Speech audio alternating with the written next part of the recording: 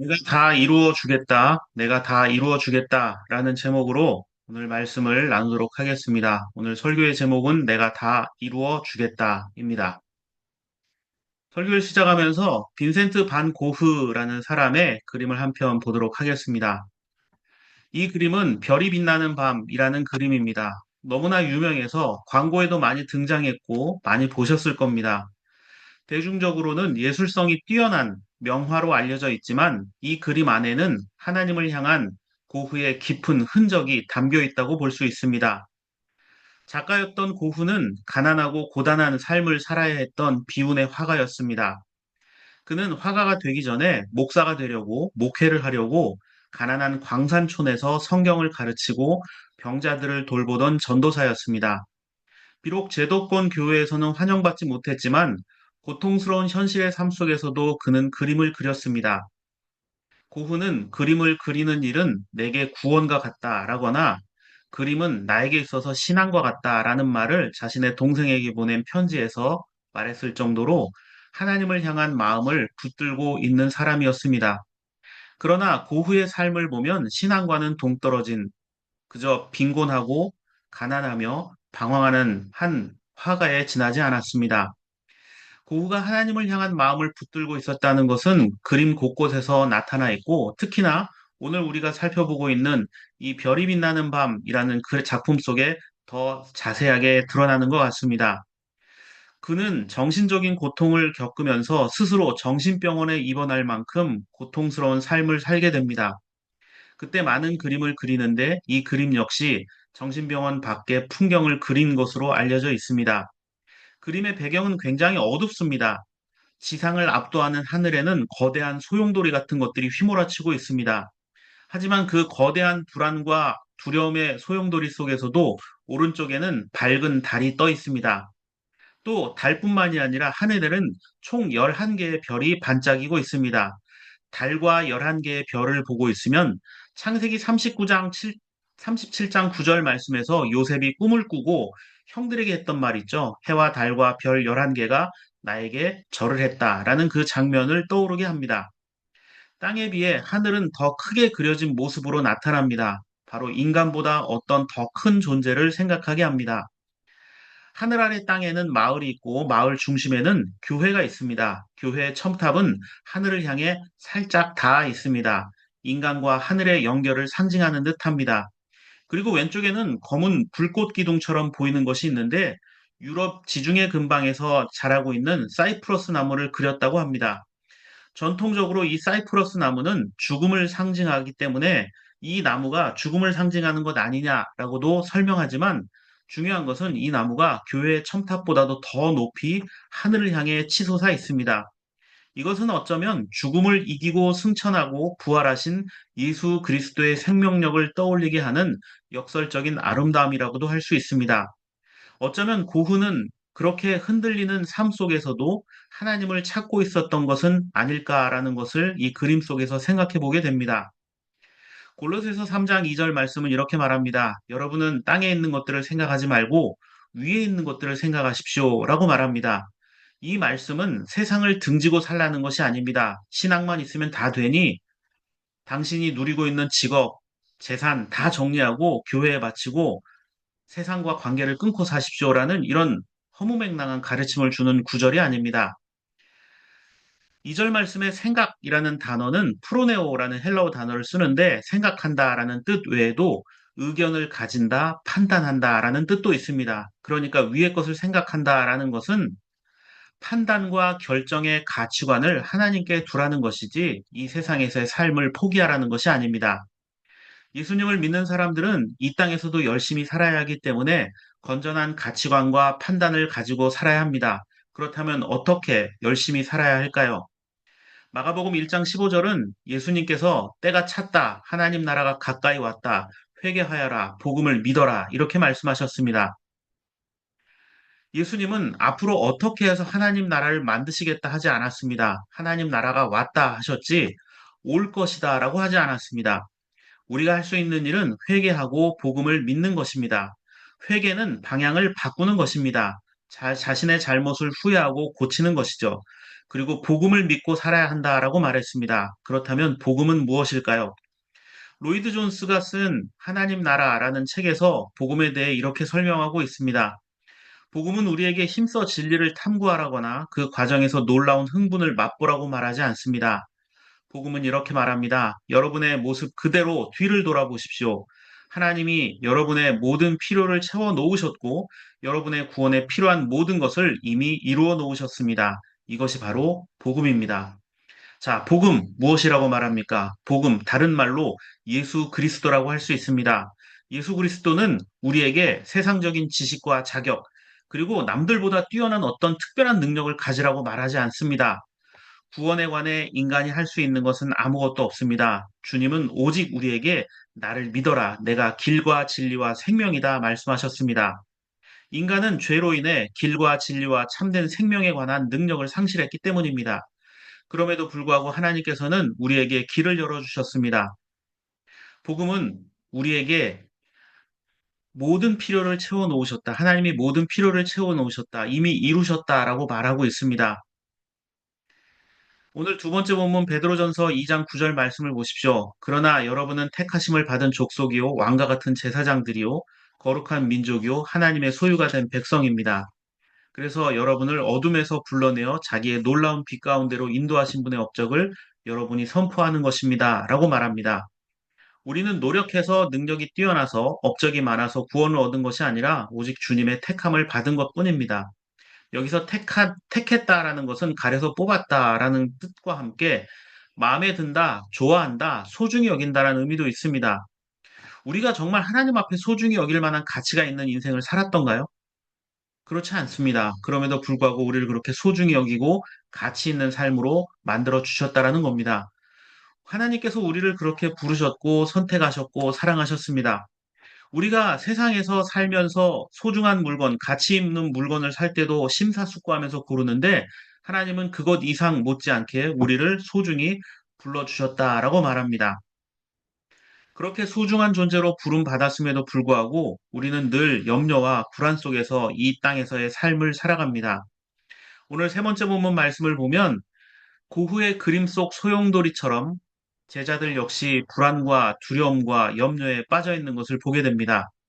그런 제자들에게 주님은 1절 말씀처럼 마음에 근심하지 말라라고 하셨습니다. 이 근심이란 말을 찾아보니까 본래 뜻이 요동, 자극, 교란, 선동, 당황하게 하다입니다. 그런데 이 단어가 수동태로 기록되어 있습니다. 그러니까 스스로 노력해서 근심하지 말아라. 이것이 아니라 외부의 근심거리에 흔들리지 말라는 말씀입니다. 외부의 자극에 흔들리지 않으려면 내 속에 분명한 기준이 있어야 됩니다.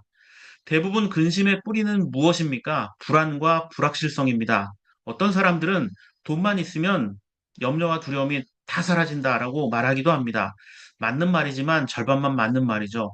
우리는 돈이 있어도 불안과 염려가 사라지지 않습니다. 아무리 높은 자리에 올라가 있어도 힘이 있어도 불안과 염려는 사라지지 않습니다. 그래서 요한복음 1장 14장 1절 후반을 보면 하나님을 믿고 또 나를 믿어라 이렇게 주님이 말씀하셨습니다. 혼자 힘으로 이겨내라가 아니라 내가 함께 하겠다라고 주님은 말씀하고 있습니다. 그리고 2절에 내 아버지 집에 있을 곳이 많다. 여기서 말하는 아버지의 집은 단순히 죽어서 가는 천국을 지칭하는 것이 아닙니다. 예수님 말씀을 죽어서 가는 천국으로만 해석해버리면 근심하지 말라라는 말은 어차피 죽으면 천국 갈 거니까 이 세상에서는 그냥 아무렇게나 살아도 된다는 말처럼 들릴 수 있습니다. 오해할 수 있습니다. 아버지 집이 있다라는 것은 우리가 이 땅에서 사는 곳이 절대적인 것은 아니다라고 말합니다. 우리가 사는 세상은 불완전하고 유한한 곳입니다. 또 어떤 이들은 아버지 집에 있을 곳이 많다라는 말을 집에도 큰 방, 작은 방, 창고 등 다양한 공간이 있는 것처럼 천국에도 다양한 크기의 집들이 있는데 이 땅에서의 삶에 따라서 거처를 나눠주신다라고 주장하기도 합니다. 그래서 천국에도 상급의 크기가 있다, 차이가 있다라고 해석합니다. 그런데 예수님 말씀을 상급에 관한 것으로 해석하면 나중에 보상받으니까 지금 힘들어도 교회 열심히 봉사하고 뭐 헌금 많이 하라 이런 주장으로 해석하는 경우도 있습니다. 그런데 이게 잘못되었다는 것을 이미 500년 전에 알고 있었던 사람이 있습니다. 종교개혁자였던 칼빈이 이 부분을 뭐라고 설명했냐면 사람들은 이 구절을 그리스도께서 하늘나라에서는 영예가 서로 다르다고 가르치셨다는 것으로 해석하는데 이것은 잘못이다. 하늘에도 상급의 차이가 있다. 뭐 큰 집, 작은 집 이게 있다라고 가르치는 건 잘못이다라고 이미 칼빈은 설명하고 있습니다. 그러면서 뭐라고 얘기하냐면 예수님은 거할 처소가 많다고 말씀하고 계신다. 곧 그 집이 서로 다르다고 말씀하는 것이 아니라 크기가 다르다고 말하는 게 아니라 수많은 사람들을 위해 주님은 충분하게 준비하셨다. 주님은 우리에게 그렇게 충분하신 분이시다. 주님이 능력이 많으신 분이다라는 걸 설명하는 것으로 해석합니다. 하나님께서는 차별하지 않고 구별하지 않고 우리를 사랑하시는 것이지 그 사랑의 크기가 눈앞에 보이는 어떤 평수 크기로 나타나는 것은 아니다라고 말합니다. 그래서 아버지 집에 있을 곳이 많다라는 이 말씀을 무조건 어떤 장소적인 의미로만 해석하지 않아도 된다는 뜻입니다. 많다. 그것은 즉 넉넉하다. 하나님 품은 크시다. 하나님의 사랑은 크다라는 뜻으로 해석하라는 겁니다. 지금 우리의 삶의 모습이 어떠하든 상관없이 하나님께서 부르고 택하신 자들에게 하나님은 언제나 함께 하시며 넉넉한 은혜를 베풀어 주시는 분입니다. 요한복음 14장 11절 12절 말씀을 보십시오. 주님은 자신이 구원자됨을 믿으라 이렇게 말씀하고 있습니다. 그냥 믿으라고 하신 것이 아니라 주님께서 행한 일을 보고 믿어라 이렇게 말씀하셨습니다. 주님은 어떤 일들을 하셨습니까? 예수님은 하나님에게 저주받아 병에 걸렸고 또 지친 자들을 치유하시고 위로하셨습니다. 예루살렘으로부터 멀어졌던 소외당했던 갈릴리와 사마리아 사람들도 예수님이 함께 하시며 위로하셨습니다. 주님에게는 차별이나 구별이 없었습니다. 오히려 차별하고 구별하는 자들을 주님은 멀리 하셨고 책망하셨습니다. 떡을 찾는 자들에게 떡을 주셨고 낮은 자들과 함께 하셨습니다. 주님은 이렇게 말씀하셨습니다. 13절과 14절 말씀을 보면 너희가 내 이름으로 구하는 것은 내가 무엇이든지 다 이루어 주겠다. 이것은 아들로 말미암아 아버지께서 영광을 받으시게 하려는 것이다. 너희가 무엇이든지 내 이름으로 구하면 내가 다 이루어 주겠다라고 말씀하셨습니다. 이것은 우리가 원하는 것은 무엇이든 기도하면 응답해 주시겠다라는 말씀처럼 보입니다. 그런데 여러분 믿음 없이 이런 식의 기도를 하게 된다면 그거는 기복주의가 될 수밖에 없습니다. 그런데 13절 앞부분에 단서가 하나 붙어 있습니다. 너희가 내 이름으로 구하는 것입니다. 예수 그리스도의 이름으로 기도한다는 것, 그것은 바로 주님이 나의 주인이라는 사실을 고백하는 겁니다. 우리의 주인 되신 예수 그리스도는 어떤 분입니까? 6절에서 나는 길과 진리와 생명이다. 이렇게 말씀하셨습니다. 나를 거치지 않고는 아버지께로 아무도 갈 사람이 없다고 하셨습니다. 맞습니다. 예수님의 이름을 부르며 주님을 주인으로 고백하는 자가 올바른 길이 아닌 것을 구할 수 있겠습니까? 주님을 주인으로 고백하는 자가 진리가 아닌 썩어질 세상의 욕망을 이루어달라고 기도하겠습니까? 예수님을 내 삶의 주인으로 고백하는 자가 생명을 파괴하는 일에 집착하면서 하나님이 내 뜻을 들어주십시오라고 과연 잘못된 기도를 하겠습니까? 누군가의 삶을 파괴하고 누군가의 생명을 빼앗으면서 내 기도 들어달라고 말하는 것이 과연 온당한 기도가 되겠습니까? 13절은 우리가 주님께 구하는 것은 반드시 하나님께 영광이 되는 것이어야 함을 전제로 하고 있습니다. 나의 욕심과 욕망을 추구하면서 어떻게 하나님 영광을 말할 수 있겠습니까? 로마서 14장 8절은 이렇게 말합니다. 우리는 살아도 주님을 위하여 살고 죽어도 주님을 위하여 죽습니다. 그러므로 우리는 살든지 죽든지 주님의 것입니다. 우리가 간절히 기도할 때 그 기도가 나에게만 이익이 된다. 그것은 과연 온전한 기도인가를 돌아볼 수 있어야 합니다. 살아도 죽어도 우리의 주인은 예수 그리스도라는 사실에 변함이 없습니다. 그리고 우리는 늘 그것을 고백할 수 있어야 합니다. 구원의 글은 오직 예수님 한 분밖에 없기 때문입니다. 데살로니가전서 5장 9절과 10절 말씀을 보십시오. 하나님께서는 우리를 진노하심에 이르도록 정하여 놓으신 것이 아니라 우리 주 예수 그리스도로 말미암아 구원을 얻도록 정하여 놓으셨습니다. 그리스도께서 우리를 위하여 죽으신 것은 우리가 깨어 있든지 자고 있든지 그리스도와 함께 살게 하시려는 것입니다. 맞습니다. 여러분 이 말씀을 꼭 기억해 주십시오. 하나님은 우리를 벌 주시려는 분이 아닙니다. 지옥에 보내려고 애쓰시는 분이 아닙니다.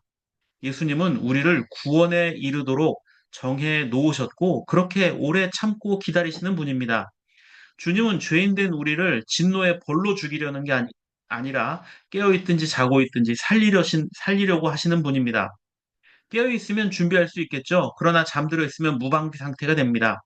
우리가 겪고 있는 고난과 어려움, 때로는 범죄들이 그렇습니다. 나도 모르게 실수하고, 나도 모르게 넘어지고 실패할 때가 있습니다. 그럴 때에도 여전히 주님은 우리의 주인이라고 말하고 있습니다. 그래서 빌립보서 2장 11절 말씀은 그렇게 주님이 나의 주인이라 고백하는 자들을 통해 하나님은 영광을 얻으실 것이다 라고 말씀하고 있습니다. 우리가 하나님께 영광을 돌리는 것은 아주 간단합니다. 예수님이 나의 주인입니다 라고 고백하는 것입니다. 언제 어디서나 그렇게 고백하는 것입니다. 그리고 내 뜻과 내 욕심이 아니라 하나님의 영광을 위해 기도하고 또 주님 앞에 나가는 것입니다. 또 판단하고 가치관을 갖고 살아가는 것입니다. 예수 그리스도는 우리를 선택하셨고 후회하지 않으셨다라고 말씀하셨습니다. 어떠한 순간에도 그분은 우리를 넉넉한 품으로 안아주시는 분이라는 사실을 잊지 않고 살아가는 저와 여러분들의 삶이 되기를 바랍니다.